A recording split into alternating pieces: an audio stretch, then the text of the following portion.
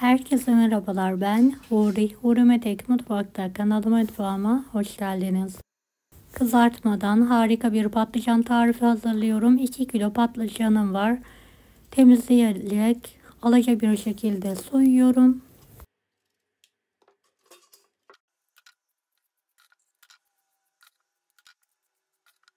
Evet, tüm patlıcanları temizlemeye devam ediyorum. Evet, tuzlu su hazırlayalım. Patlıcanları şöyle ince ince halka şeklinde doğruyorum ve tuzlu suya bastırarak acısının gitmesi için bekliyorum.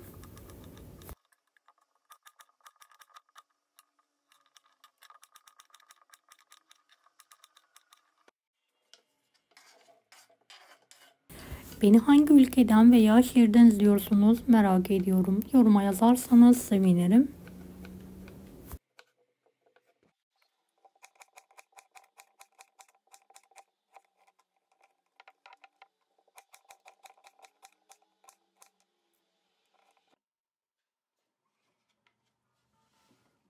Evet, son patlıcanları da doğradım. Tuzlu suda bekletmeye devam ediyorum. 4 tane kuru soğanı yemeklik olacak şekilde doğrayalım.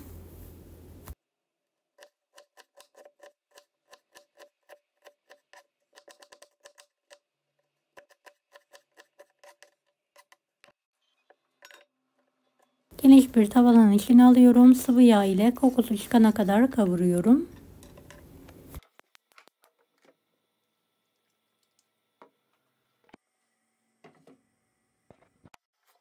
Şöyle yarım tabak ince kıl biberim var. Halka halka ince ince doğruyorum.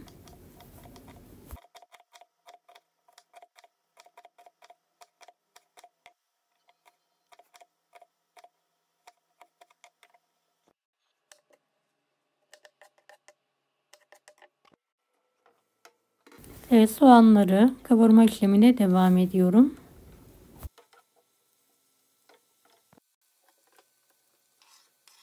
Soğanlar kokusu çıktıktan sonra üzerine biber ekliyorum.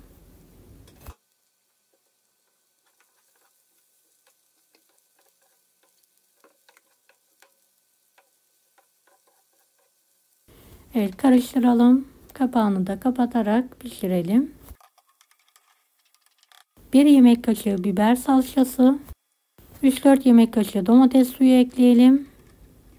Kokusu çıkana kadar kavuralım.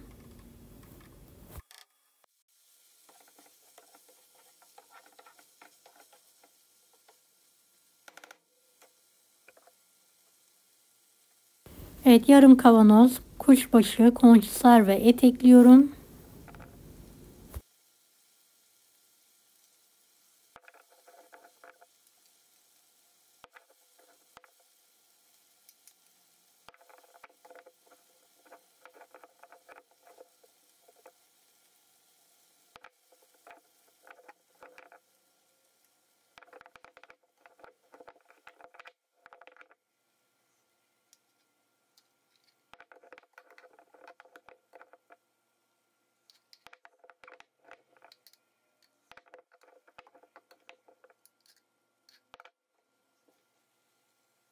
Ve karıştırıyorum.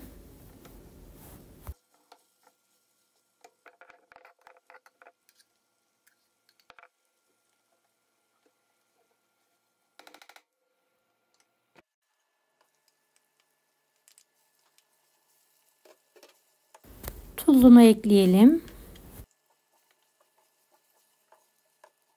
İstediğimiz baharatlar. Ben kekik, kırmızı pul biber, karışık baharat, kimyon, karabiber ekliyorum ve karıştırıyorum.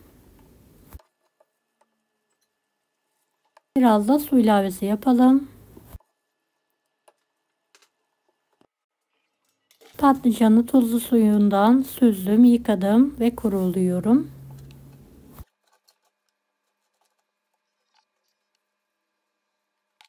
Çok az sıvı yağ gezdirelim. Üzerine kaplayacak kadar yeterli. Biraz da tuz serpelim, karıştıralım.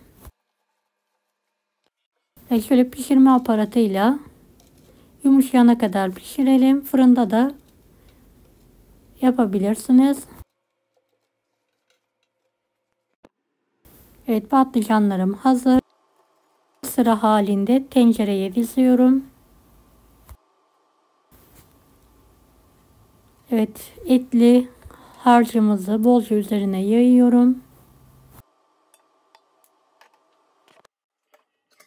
Evet, tekrardan tek sıra halinde patlıcan.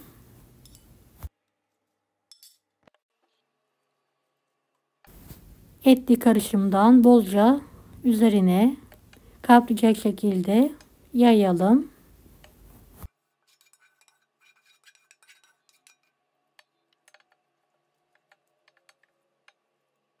Şöyle tavayı biraz su koyarak tencereye alalım.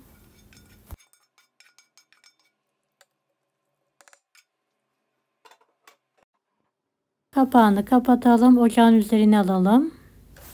Ve yemeğimizi pişirelim. Evet, kontrol ediyorum. Yemeğim pişmiş. Altını kapatıyorum. Yanında pilavla ikram edebilirsiniz. Afiyet şifa olsun herkese.